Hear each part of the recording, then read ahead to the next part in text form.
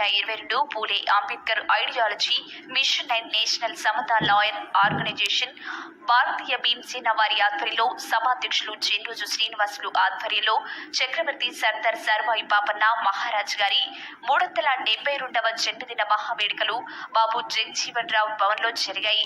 ఈ యొక్క మహావేడుకలకు ముఖ్య అతిథులుగా ప్రారంభికులు డాక్టర్ వినుకొండ తిరుమలి ప్రముఖ రచయిత చిత్రకారుడు ఢిల్లీ ముఖ్య అతిథిగా Teenmaar Mallanna 7200 senior journalist Q news వ్యవస్థాపకులు ప్రత్యేక అతిథులు మేహానా భారతీయ భీమసేన నేషనల్ ప్రెసిడెంట్ రాజస్థాన్ షెంపు Kumar Singh senior journalist New Delhi Mohammed Paracha advocate supreme court New Delhi Kondigari Ramulu ex MLA Ibrahimpatnam Erramalla Ramulu Bharatiya Bhimsena Telangana రాష్ట్ర అధ్యక్షులు చేపూరి రాజు భారతీయ భీమసేన తెలంగాణ రాష్ట్ర ప్రధాన కార్యదర్శి డాక్టర్ విభూతి వెంకటేశ్వర్లు భారతీయ సమతా లాయర్స్ ఆర్గనైజేషన్ తెలంగాణ రాష్ట్ర అధ్యక్షులు బోయినపల్లి లింగస్వామి గౌడ్ పూలే అంబేద్కర్ ఐడియాలజీ మిషన్ తెలంగాణ రాష్ట్ర అధ్యక్షులు ఈసీ శేఖర్ మామా గౌడ్ గారు మరియు అతిరథ మహారథులు పాల్గొని ఈ యొక్క మహాసభను విజయవంతం చేశారు.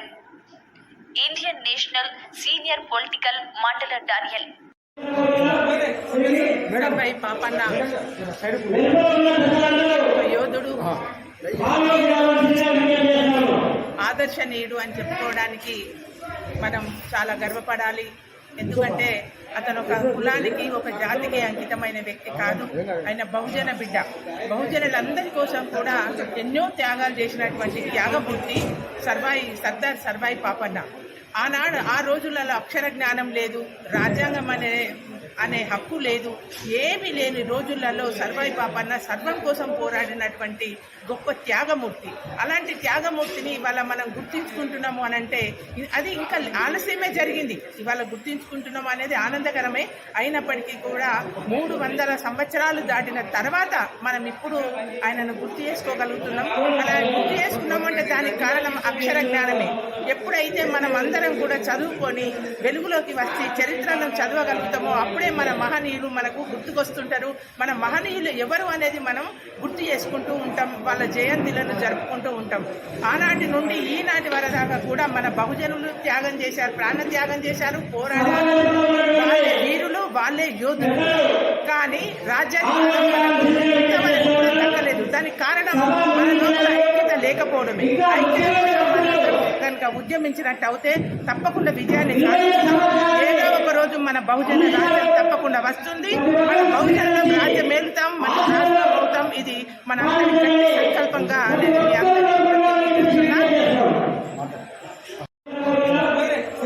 మేడంపై పాపన్న యోధుడు ఆదర్శనీయుడు అని చెప్పుకోవడానికి మనం చాలా గర్వపడాలి. ఎందుకంటే అతను ఒక కులానికి ఒక జాతికి అంకితమైన వ్యక్తి కాదు. ఆయన బహుజన బిడ్డ. బహుజనులందరి కోసం కూడా ఎన్నో త్యాగాలు చేసినటువంటి త్యాగమూర్తి సర్దార్ సర్వాయి పాపన్న. ఆనాడు ఆ రోజులలో అక్షర జ్ఞానం లేదు, రాజ్యాంగం అనే హక్కు లేదు, ఏమీ లేని రోజులలో సర్వాయి పాపన్న సర్వం కోసం పోరాడినటువంటి గొప్ప త్యాగమూర్తి. అలాంటి త్యాగమూర్తిని ఇవాళ మనం గుర్తించుకుంటున్నాము అనంటే అది ఇంకా ఆలస్యమే జరిగింది. ఇవాళ గుర్తించుకుంటున్నాము అనేది ఆనందకరమే. అయినప్పటికీ కూడా 300 సంవత్సరాలు దాటిన తర్వాత మనం ఇప్పుడు ఆయనను గుర్తు చేసుకోగలుగుతున్నాం. అలా గుర్తు చేసుకున్నామంటే దానికి కారణం అక్షర జ్ఞానమే. ఎప్పుడైతే మనం అందరం కూడా చదువుకొని వెలుగులోకి వచ్చి చరిత్రను చదవగలుగుతామో అప్పుడే మన మహనీయులు మనకు గుర్తుకొస్తుంటారు. మన మహనీయులు ఎవరు అనేది మనం గుర్తు చేసుకుంటూ ఉంటాం, వాళ్ళ జయంతిలను జరుపుకుంటూ ఉంటాం. ఆనాటి నుండి ఈనాటి వరదాకా కూడా మన బహుజనులు త్యాగం చేశారు, ప్రాణ త్యాగం చేశారు, పోరాడారు. వాళ్ళే వీరులు, వాళ్ళే యోధులు.